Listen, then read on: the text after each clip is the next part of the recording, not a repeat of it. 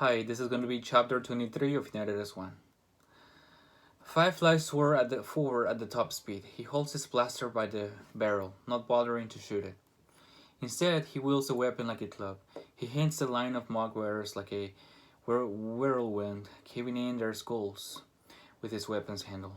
He dusts one of the mock. He grabs the second blaster from the mock's disintegrating hand.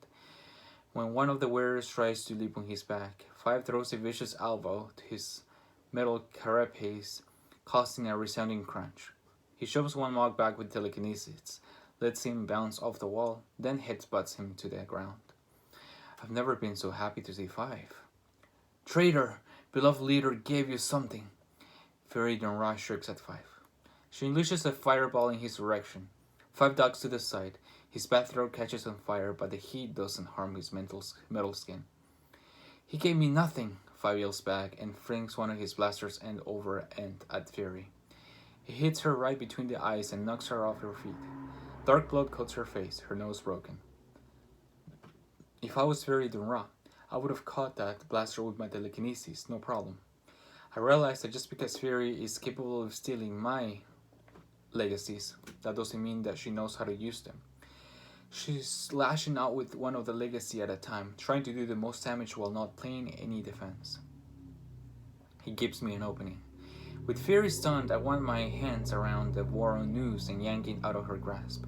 I pull it over my head before any of her cronies can stop me. Most of them are too distracted with Five anyway. Now I just need to get her piercing tentacles out of my back. Fury's pushed herself up on her elbows, shaking off Five's blow. I lunge forward from my knees and drive off the forearm right into her throat, trying to give in windpipe. She gurgles once and then reacts. I feel a tearing sensation on my back as fairy tentacles lift me off of her. They turn me over and send me straight up. Face first into the ceiling and then back down to the floor. I'm dazed, the wind knocked out of me, a tooth loose in my mouth. I'm still hooked to Fury Dunra. I can hear her coughing as well as the dull, blue joining sounds of Five working their way through the Batborn squadron. When my eyes finally focus, I notice the thin mock has edged closer to the fray. He cups his hands in front of his mouth and exhales another cloud of those spores that he used to mind control Mark and the soldiers. In the darkened hallway, the only light Five's smoldering robe, the spores look like a cloud of spiders. Five! I manage to yell, tasting blood as I do. Watch out! Don't breathe those in! Five slams one of the last Batborn to the ground just as I finish my warning.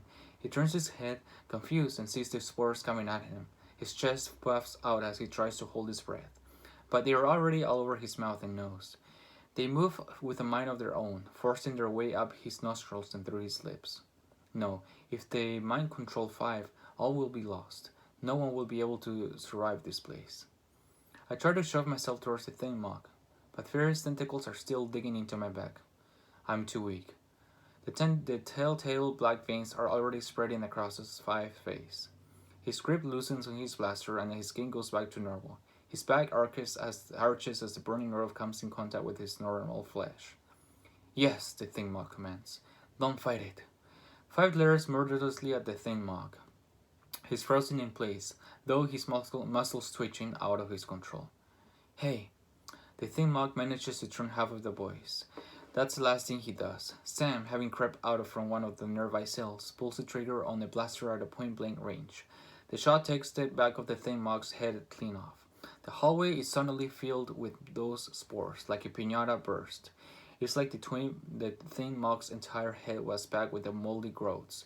The things now floating harmlessly to the floor where they wilt and turn to ash. Rattled, Five sneezes and spits, shaking off the thin mock's gasps. John, Sam starts to say, but then his eyes widen and he dives back into the cell just ahead of the jagged piece of dark-colored eyes. Fury Dunra is back on her feet. She reels me towards her using her tentacles. With most of her backup dead, her eyes are suddenly wild and desperate. Extraction! She shrieks into an earpiece. I need extraction!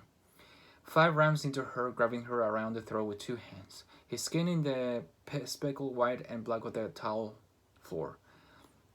Fury lets a gout of fire loose in Five's face, but it only stings his carapace and makes him angrier. his hands tighten around her neck. It's a relief that when one of Fairy's tentacles slides out of my back. The feeling doesn't last long. Fairy lashes the oily appendage around Five's neck and lifts him off the ground so that his feet are no longer touching the tile floor. His skin loses its hardened coating. Now it's back to normal, and Fairy is able to squeeze his throat close with her tentacle. Now it's Five's wheezing for breath. "Let's see what you have for me, boy," Fairy says. The sharpened end of her tentacle slaps across Five's face, sticking out of his empty eye socket. She's going to attach herself to Five like she's attached herself to me. That's when I see Five's blade lying abandoned on the floor. One of the mugs he dusted must have been carrying it. "Five!" I shout, trying to get his attention as it starts to turn blue. I stretch my leg out as far as I can and kick the blade towards him. I hope he can hear it skittering across the floor. Before Derek can plug into Five, he uses his telekinesis to yank his blade towards him and strap it into his arm. It's so smooth. I get the sense that that's not the first time Five's practiced that move. And what comes next? Well, I know Five got experience in this area. With manacled Lee, Five stabs at Fury Dunra. He hacks away at a tentacle around his neck until it's nothing but pulp, and he's able to drop to the floor. His skin takes on the hardened tile texture again, just in time to absorb a desperate burst of fire from Fury. On the third, Five goes right to the mass of ooze attached to her shoulder, mutilating it until the tentacles attached to me drop loose and wither to ash. Fury screams in frustration, even as their sick appendage keeps growing. Every time he does, Five seems almost glad to get another chance to slash it apart. I'd almost forgotten how sadistic he is. "Just kill her, Five!" I yell, edging towards across the floor and grimacing as I notice the size of the blood trail I leave behind. "Don't rush me," he snarls. The shadow mog emerges from the darkness behind Fury Dunra. This must be the extraction she was screaming for a few seconds ago. He wraps his arms around Fury's waist and yanks her backwards, the shadows like liquid around them, swallowing them up. Except Five doesn't let go. He buries his blade in Fury's shoulder and launches himself through the shadows after them. The teleportation is completely soundless. 1 second they are here and the next hallway is completely still. Wherever the shadow mog brought Fury to, he took Five with them. "John!" Sam falls to his knees on the floor next to me. I can tell by the look on his face that I am a mess. There are puncture wounds on my side and my back, broken bones in my arm, and deep gashes around my neck. Everything is sticky with my blood. I'm alright," I tell him. "Shit, no, you're definitely not," he replies. "Can you heal?" "I'm healing," I say. Sam looks down at me. "No, you're bleeding." It's gonna happen slow.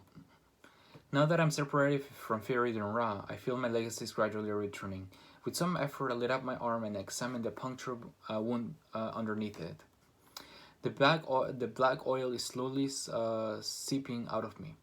Pushed out by my legacy has the struggles to knit my body together.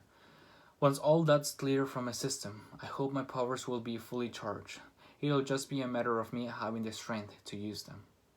Sam rips off a piece of his t-shirt and clamps it onto my neck. "This cut isn't even closing a little," he says. "It won't," I tell him, weakly hold up to the noose. "They used that Varone noose on me, like what Pittacus used on Citricus Raw." "Oh man, you're gonna have a scar," Sam mumbles, shaking his head.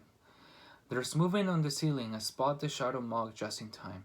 He falls feet first out of the darkness, a blaster pointing at us, back to finish us off. I shove Sam off of me and roll onto my back. The blast burns into the wall between us. Sam reacts swiftly, getting his blaster oriented to return fire. The mug drops straight down, into another patch of shadows on the floor and disappears through them. "Keep your head on the swivel," I warn as I sit up, clutching the noose. The shadow mug walks out of one of the darkened cells behind me. I don't turn around in time, but Sam uses his telekinesis to knock the mug's blaster aside. His latest shot sizzles into the floor next to me. With a frustrated grunt, our enemy again dives towards some darkness. I fling the noose towards him. It isn't my readiest idea. Without my telekinesis, there's no way I can make that throw. Luckily, Sam catches on quickly and uses his own telekinesis to guide my impromptu lasso. We get the news around the Shadow Monk's head before he disappears, and I yank back on it with what little strength I have left. I'm hoping to take his head clean off, but no such luck. The Shadow Monk stops mid-teleport waist deep in shadow and clutches the news. It's a tug of war, and he's winning. The Baron rope, slick with blood, starts to slide through my hands. Behind you! Sam yells. I manage to flick it lands over my shoulder. The Shadow Monk's legs are 10 yards down the hole, emerging from another pocket of shadows. He's just going to keep teleporting through the darkness until he wears us down. The Baron rope slits a little further out of my hands. Lights on! Sam shouts. All at once, the lights in the hallway come back, on brighter than ever. No more shadows. The monk lets out a gasp. His torso flops to the ground in front of us, and his legs drop behind us. He's been cut in a perfectly straight line through the waist. I yank the noose through his neck with little resistance. He's already beginning to disintegrate. Nicely done, I tell Sam as he kneels down next to me. And God was really pissing me off, Sam grumbles, once again foozing over the cut on my neck. This is going to need stitches, man. I put my hand over his as he applies pressure. Sam, where's your dad? He's fine. I mean, he was the last time I saw him. There was no way out, so he and the other scientists hid down in the old library. The Chimeri were keeping them safe. He's got my homemade cloaking devices. I ran off to let out our secret weapon psychopath there before Dad could stop me. Sam takes a breath and looks around. Where's Mark? I compress my lips and shake my head. Sam looks away from me. God damn them, he says quietly. God damn them for all this shit. We both go silent, and the sound of gunfire from the adjoining hallway. The shooting is cut off by an animalistic roar, desperate screams soon following. That's got to be the huge deformed augmented that I saw upstairs in Pekin Mog. It's close. Sam looks at me. Can you fight? I glimpse and manage to create a weak ball of fire with my lumen. As soon as I do, my healing legacy stops working, and my torso is pure agony. I extinguish the flame and focus on healing, shaking my head at Sam. Not yet, I say. Then we better move, he replies, unless you want to try that lasso trick again. No, thanks, I say.